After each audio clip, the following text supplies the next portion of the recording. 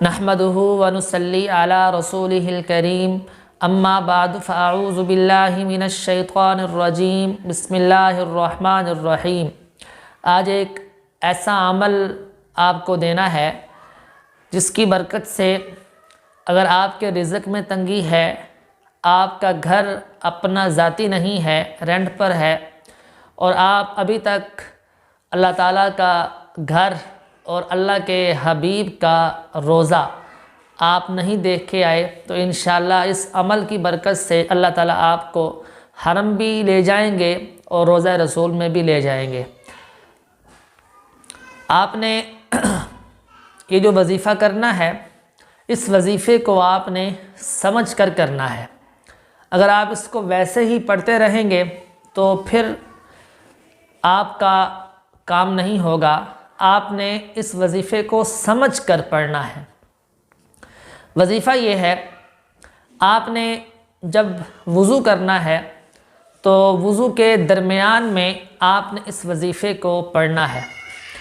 اور یہاں ایک مسئلہ بھی آپ سمجھ لیں، آپ کے ذہنوں میں یہ خیال آئے گا کہ اگر ہم واش روم کے بیسن میں وضو بنا رہے ہیں تو کیا واش روم کے بیسن میں یہ وظیفہ، یہ دعا ہم پڑھ سکتے ہیں؟ آپ ایسا نہ کریں۔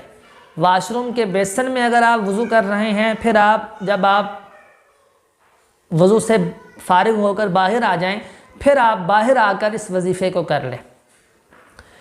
تو وظیفہ یہ ہے، آپ نے اس دعا کو پڑھنا ہے، اللہم اغفر لی ذنبی، اے اللہ میرے گناہوں کو معاف فرما، ووسع لی فی داری، اے اللہ مجھے کھلا گھر عطا فرما۔ اگر آپ کا رینٹ پر ہے یا کرائے پر ہے تو آپ یہ دعا سمجھ کر پڑھیں گے، انشاءاللہ اللہ تعالیٰ آپ کو اپنا ذاتی گھر عطا فرمائیں گے۔ آگے ہے وبارک لی فی رزقی، اے اللہ میرے رزق کے اندر برکتیں عطا فرما۔ اس وظیفے کو آپ نے 40 دن تک کرنا ہے انشاءاللہ العزیز۔ 40 دن کے بعد آپ دیکھیں گے کہ آپ کی رزق کی پریشانی، گھر کی پریشانی، اگر آپ حرم میں نہیں گئے، انشاءاللہ یہ تینوں چیزیں اللہ تعالیٰ آپ کو میسر فرما دیں گے۔ اور یہ وظیفہ بزرگوں کا وظیفہ ہے۔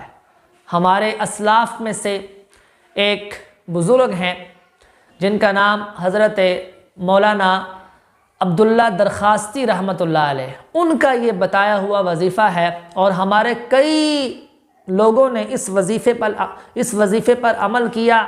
اللہ تعالیٰ نے ان کو جو ہے ہر نعمت سے نواز دیا ہے۔ تو ناظرین، آپ نے اس وظیفے کو پابندی کے ساتھ کرنا ہے۔ اگر آپ کو وظیفہ پسند آیا ہو، آپ کمنٹ کے اندر کوئی دعائیہ جملہ لکھ دیجئے گا، ویڈیو کو لائک کیجئے گا۔ السلام علیکم ورحمۃ اللہ۔